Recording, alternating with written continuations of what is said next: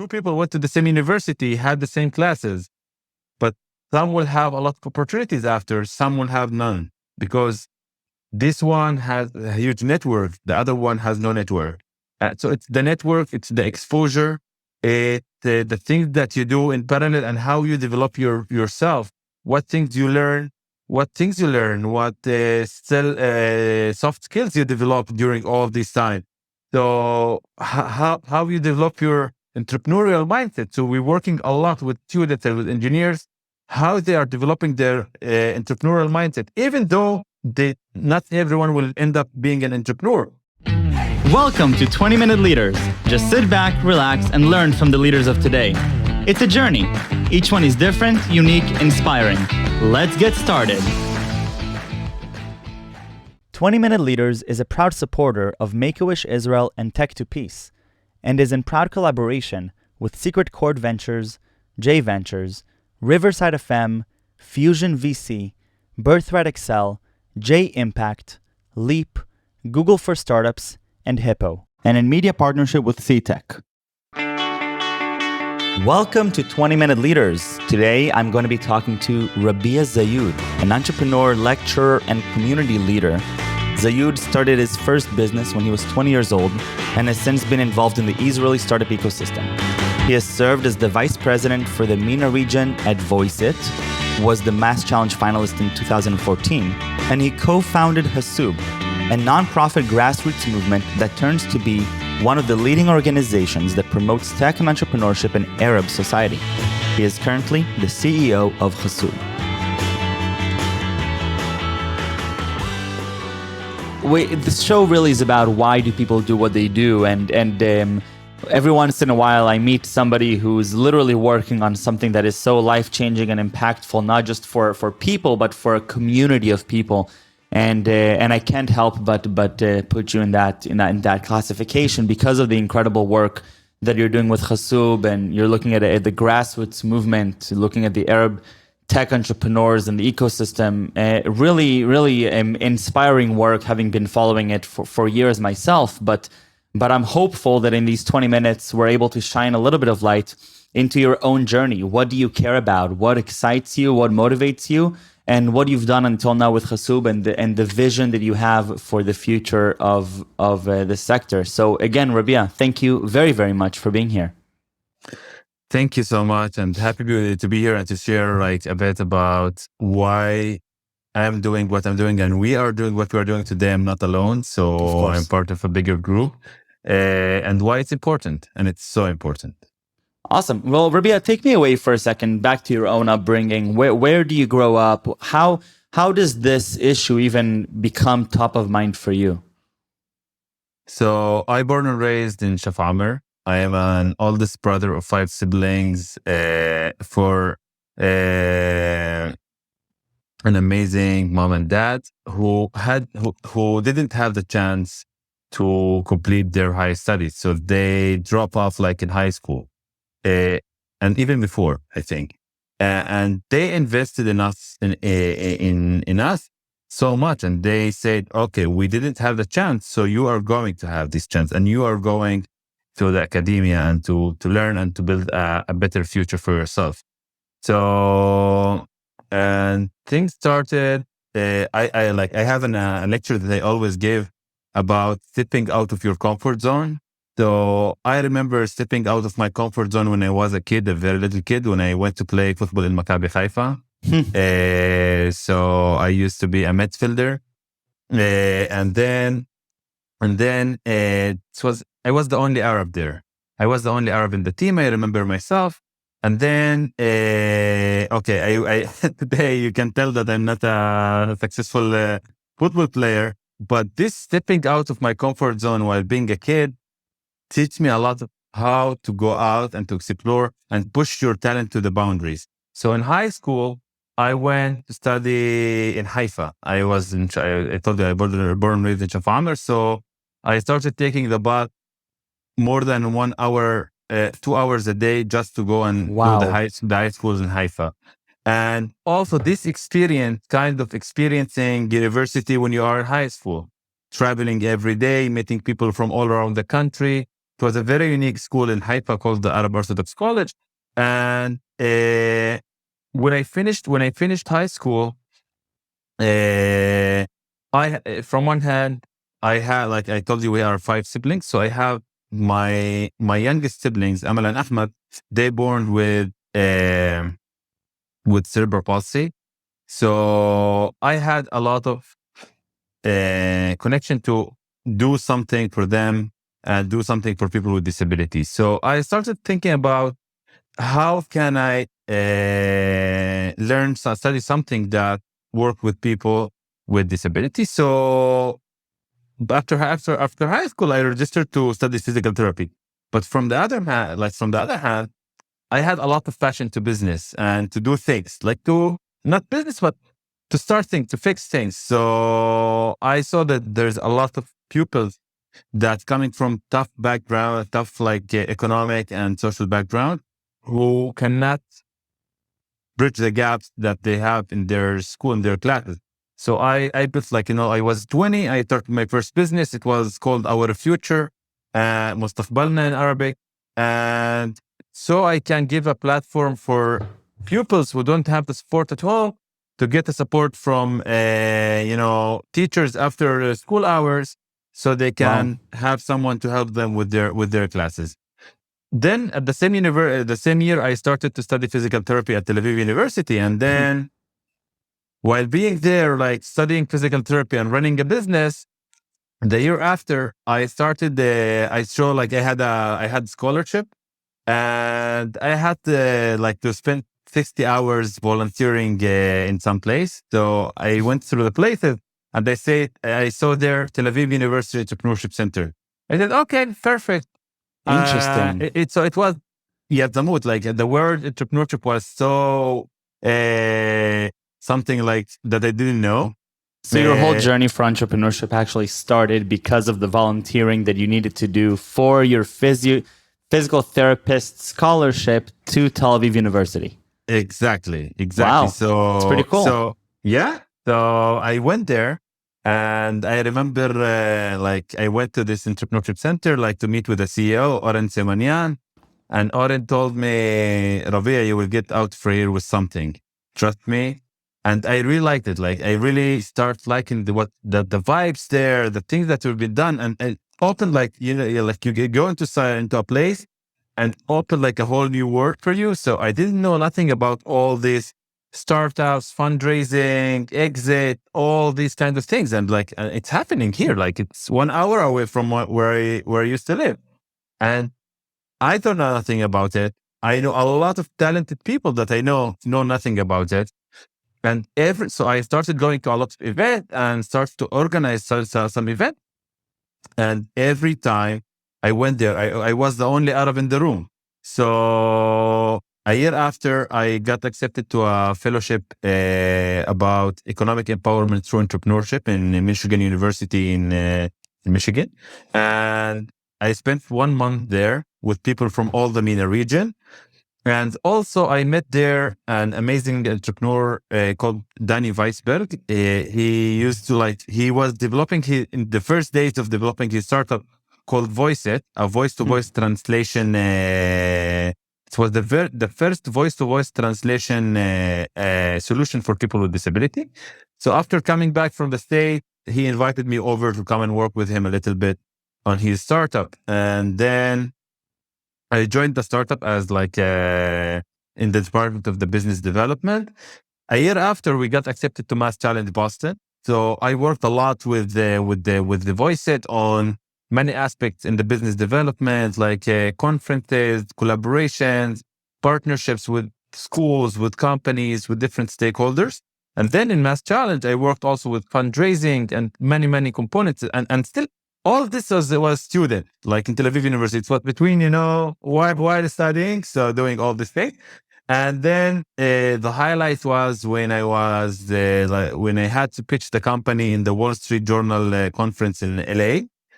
And Danny also, in the same day, we had 2 conferences. So Danny went to a conference, I went to another conference. And we won in this conference that I went to the Wall Street Journal, we won a first place. And there was a huge PR on the Wall Street Journal. and a lot of Wow. buzz.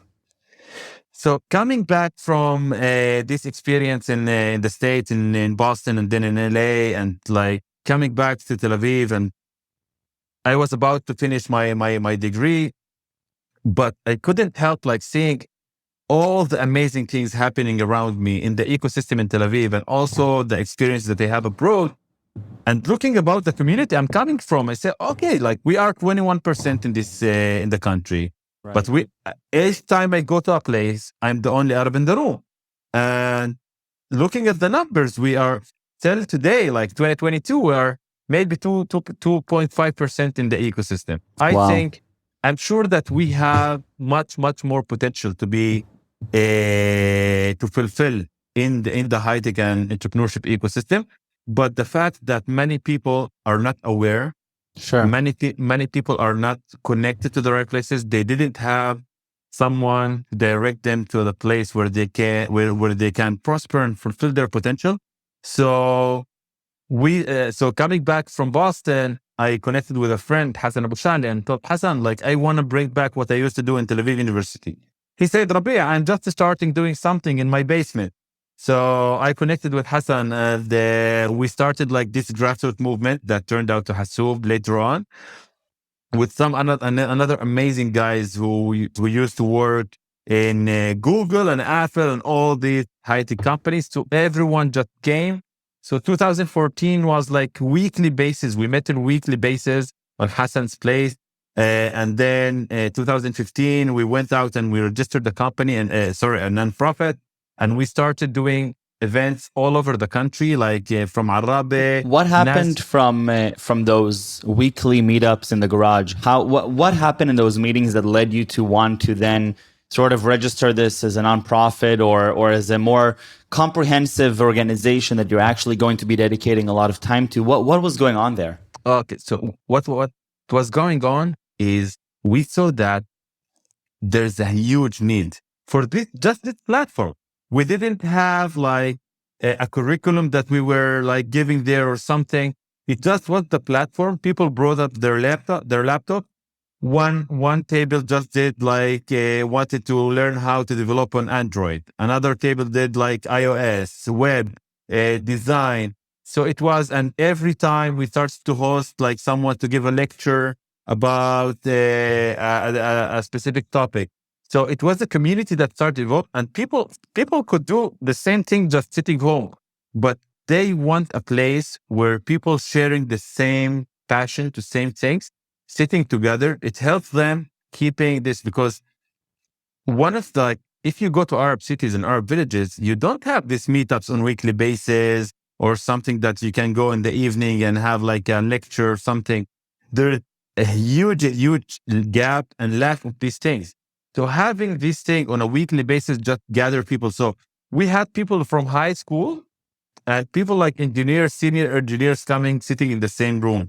And all the people felt that they are belong to this place and they want to share and they want to be more productive. So this was the motto: how to be more productive in the technological world, and not only as a consumers. So more and more people feel that they want to be part of this. And I'm telling you, it was Saturdays. People, like some people, their parents drove them all the way to spend the day there. Wow. So when we saw all this huge need for such a platform, we went a year after and we registered as a nonprofit. But also, like, we did it like there wasn't a huge strategy. So we were only also like all our students are busy with our different like work that we did in parallel, and we keep doing things. We keep doing a lot of things, and then we started doing all these meetups in universities, in Arab cities and villages, participating in different conferences with as a community in hackathons. So we kept doing all this in volunteering work for 4 years, like from 2014 to 2017. There was a moment in 2017 that we said, okay, enough. Like it can't be like going bigger and bigger without anyone taking a responsibility and taking the lead, like to and move and handle all this responsibility, because it became a huge responsibility. Interesting. So, By the so way, focusing on this responsibility aspect. Well, how do you articulate that responsibility? What was your responsibility organizing this thing? the responsibility was that people felt like that they want to learn more. They want, come to us, come to our city, come to our village. We want, like, every time that we organize something, it was a full house. And when you organize again and again things, and there's always a full house, you understand that there's something here. And when we sit, like, I remember this meeting with the team, with the core team of volunteers that came in late 2017, and we said, guys, we cannot run all these activities on a volunteering base because it deserves, like, I remember myself working like 8-9 hours in my job and another 8-9 hours in Hasoub. Like, it was crazy years that you're doing both as a full-time job. And then we arrived to a point that said, okay, either we keep it very small and like to do like 2 to 3 events a year, very small, awareness based, like let's do awareness, let's do like some lecture here, lecture there, maybe a one conference a year, and that's it.